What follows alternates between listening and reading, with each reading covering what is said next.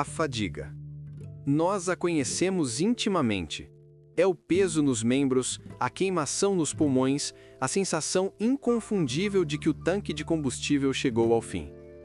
Por décadas, a ciência nos disse que era uma história simples, uma equação de causa e efeito que acontecia em nossos músculos. Um limite físico, uma parede de tijolos bioquímicos. Mas e se essa parede fosse uma miragem? E se a fadiga não fosse uma falha no hardware, mas uma decisão deliberada do software? E se a verdade fosse muito mais complexa, muito mais centralizada e infinitamente mais fascinante? E se a fadiga não fosse uma barreira física, mas uma emoção protetora gerada pelo cérebro? Bem-vindo ao território do fantasma na máquina. Hoje, vamos mergulhar nas profundezas da neurofisiologia do esforço para explorar uma das teorias mais provocativas e transformadoras da ciência do esporte, o modelo do governador central. Para entender a revolução, primeiro precisamos entender o antigo regime. Por muito tempo, nossa compreensão da fadiga foi dominada por modelos que olhavam exclusivamente para a periferia, para os músculos e o sistema cardiovascular. O primeiro grande modelo, proposto no início do século XX pelo fisiologista laureado com o Nobel Archibald Vivian Hill, foi o modelo cardiovascular anaeróbico. A ideia era elegante em sua simplicidade. Durante o exercício intenso, os músculos demandam mais oxigênio do que o coração e os pulmões conseguem fornecer. Esse déficit de oxigênio força os músculos a entrar em metabolismo anaeróbico, um modo de produção de energia menos eficiente que resulta no acúmulo de subprodutos, mais notavelmente, o ácido lático. A acidose resultante, a queda no pH muscular, interferiria na contração muscular, causando a fadiga. O limite, portanto, era o coração. Ele era a bomba que simplesmente não conseguia acompanhar a demanda. Paralelamente, surgiu o modelo de depleção de energia. Este modelo postulava que a fadiga era simplesmente o resultado de ficarmos sem combustível. O glicogênio, a forma armazenada de glicose em nossos músculos e fígado, era o recurso finito. Quando os estoques ficavam perigosamente baixos, a produção de ATP, a moeda energética da célula, diminuía e o exercício cessava.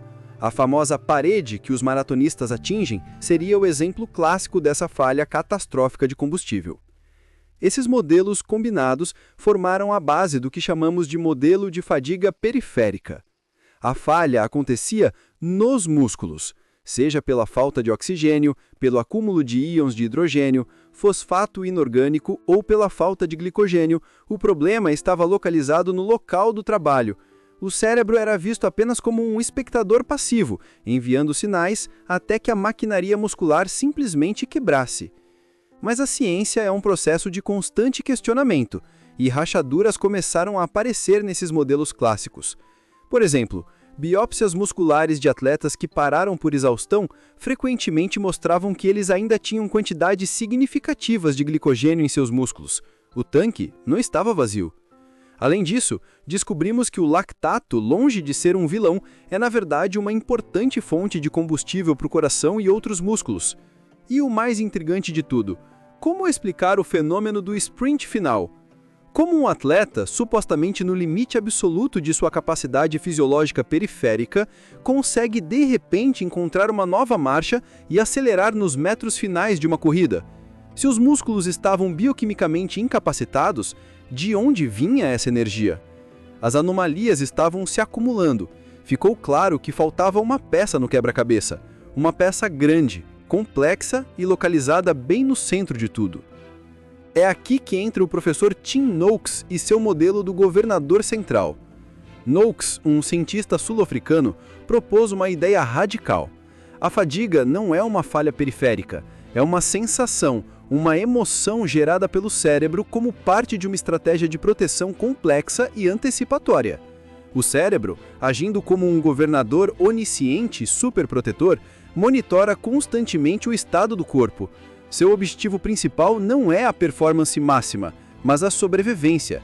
Ele quer manter a homeostase, o equilíbrio interno do corpo, a todo custo. Imagine seu cérebro como o centro de comando de uma missão espacial. Ele não está apenas olhando para um único medidor de combustível. Ele está recebendo um fluxo constante e massivo de dados de sensores espalhados por todo o corpo.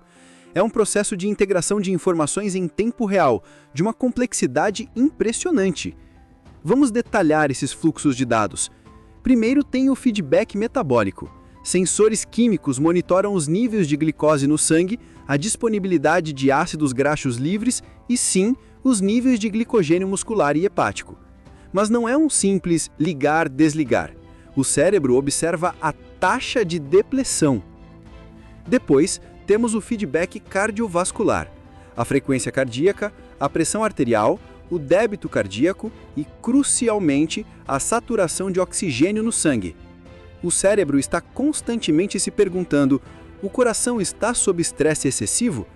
Estamos nos aproximando de um estado de isquemia miocárdica, onde o próprio músculo cardíaco fica sem oxigênio? Há também a termorregulação. Sensores de temperatura no núcleo do corpo e na pele enviam informações vitais. Se a temperatura central começar a subir perigosamente, aproximando-se de um ponto que poderia levar à hipertermia e danos celulares, o governador entra em alerta máximo. Adicione a isso o estado de hidratação, monitorado através da osmolalidade do plasma e o feedback direto dos próprios músculos. Pequenos receptores nervosos nos músculos, chamados de metaborreceptores e mecanorreceptores, enviam sinais sobre o estresse químico e mecânico que estão sofrendo. Mas a genialidade do modelo de Noakes é que ele não para na fisiologia. O governador central integra tudo isso com dados psicológicos. Qual é a sua motivação? Você está competindo pelo ouro olímpico ou apenas em um treino de terça-feira? Qual é a sua experiência passada com esse nível de esforço? Você já esteve aqui antes e sobreviveu? E, talvez o mais importante, qual é a sua percepção da tarefa restante? Faltam 10 quilômetros ou 10 metros para a linha de chegada? Onde esse governador reside? A neurociência sugere que não é uma única estrutura, mas uma rede. Áreas como o córtex insular, que é fundamental para a interocepção, a percepção do estado interno do nosso corpo, e o córtex cingulado anterior, envolvido na tomada de decisões, na percepção do esforço e na regulação emocional, são os principais candidatos. Eles são os processadores centrais que recebem toda essa torrente de informações. E aqui está o ponto crucial. O governador opera em um modo antecipatório. Ele não espera que a catástrofe aconteça. Ele executa cálculos preditivos. Com base na taxa de mudança de todas essas variáveis, ele projeta o futuro. Se continuar neste ritmo, em quanto tempo a temperatura central atingirá um nível perigoso? Em quanto tempo os estoques de glicogênio chegarão a um ponto crítico que ameace a função cerebral? Se a projeção indicar que continuar no ritmo atual levará a danos na homeostase, seja um ataque cardíaco, um superaquecimento fatal ou uma hipoglicemia severa, ele age. E como ele age? Ele não corta a energia dos músculos, ele puxa o freio de emergência neural. O governador reduz o recrutamento de unidades motoras. O sinal elétrico eferente, enviado do córtex motor para os músculos esqueléticos, diminui em intensidade e frequência. Menos fibras musculares são ativadas. O cérebro, conscientemente, diz aos músculos de fazerem menos. E o que nós sentimos? Nós sentimos isso como fadiga. Sentimos como uma incapacidade avassaladora de manter a força ou a velocidade. É uma ilusão protetora. O músculo, em muitos casos, ainda seria capaz de se contrair com força. Ainda há ATP disponível. Mas o comando central foi reduzido. Não é o músculo que desiste, é o cérebro que o força a desistir, para o nosso próprio bem. A fadiga é o sintoma audível do freio de mão neural sendo puxado. Uma teoria tão elegante precisa de evidências robustas, e elas existem, em abundância, muitas vezes em lugares inesperados. Vamos voltar ao fenômeno do sprint final. O modelo do governador central o explica perfeitamente. Durante a maior parte da corrida, o governador mantém uma reserva de capacidade muscular não utilizada como uma medida de segurança. Quando a linha de chegada está à vista, a percepção da tarefa muda drasticamente. o cérebro recalcula e percebe que a ameaça de dano homeostático está prestes a terminar. É seguro liberar o freio. O governador então permite um recrutamento máximo de unidades motoras para um último esforço, criando essa explosão de velocidade que parecia impossível segundos antes. Estudos de engano fornecem algumas das evidências mais convincentes. Em um experimento clássico, ciclistas foram instruídos a pedalar uma distância fixa o mais rapidamente possível, competindo contra um avatar em uma tela que representava seu melhor desempenho anterior. Sem que eles soubessem, em algumas tentativas, o avatar estava na verdade se movendo 2% mais rápido do que o seu recorde pessoal. O resultado? Os ciclistas conseguiram acompanhar e superar o avatar enganoso, estabelecendo seus novos recordes pessoais.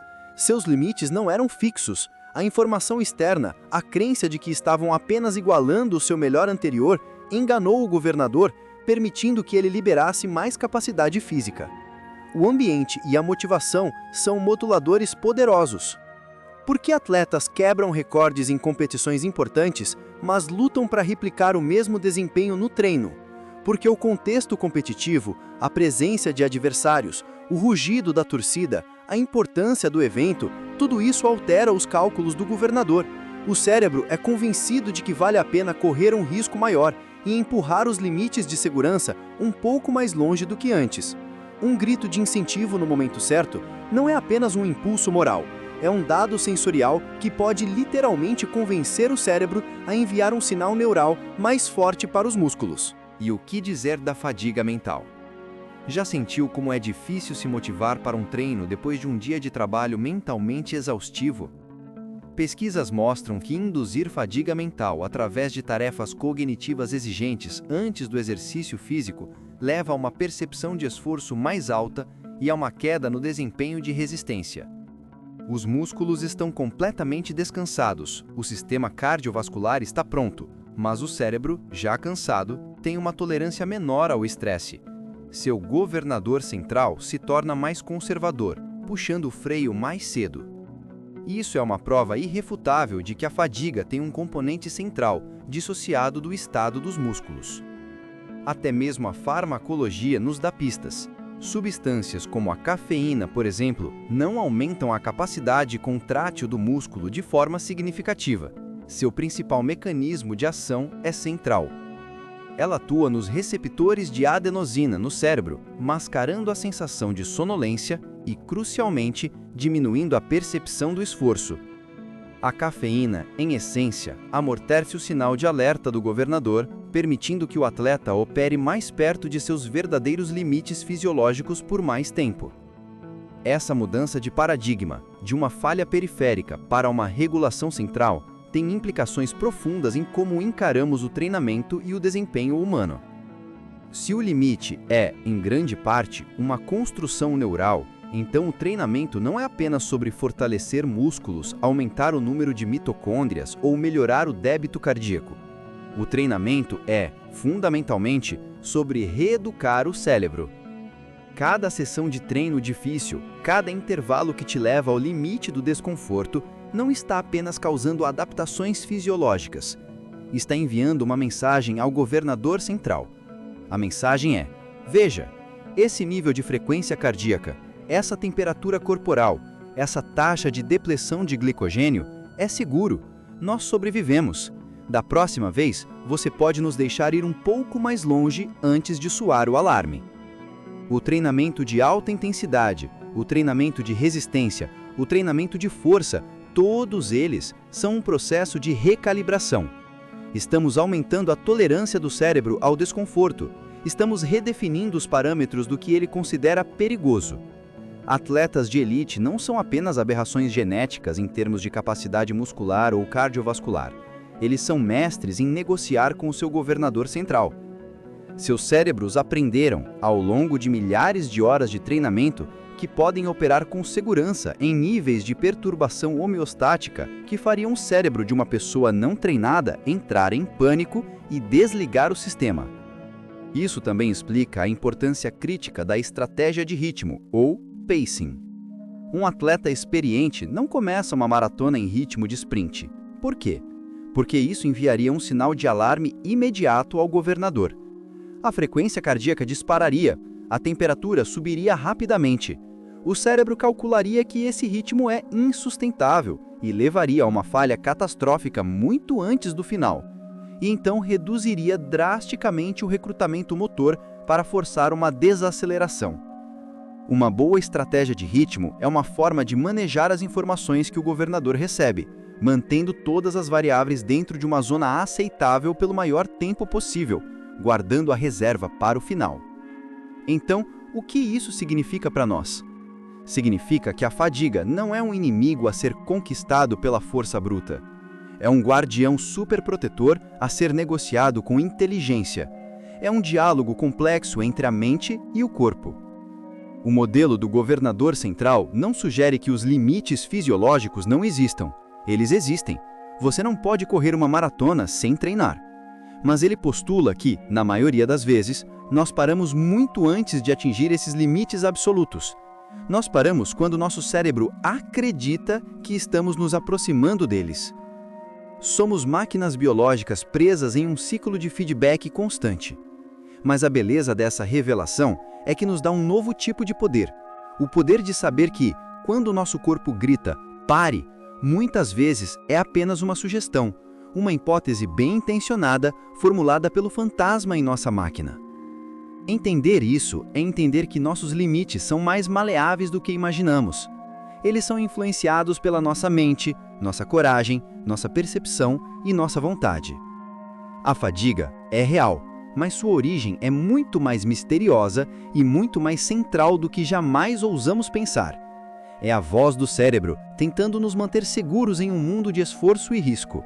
E aprender a ouvir, entender e ocasionalmente desafiar essa voz é a verdadeira arte de explorar o potencial humano.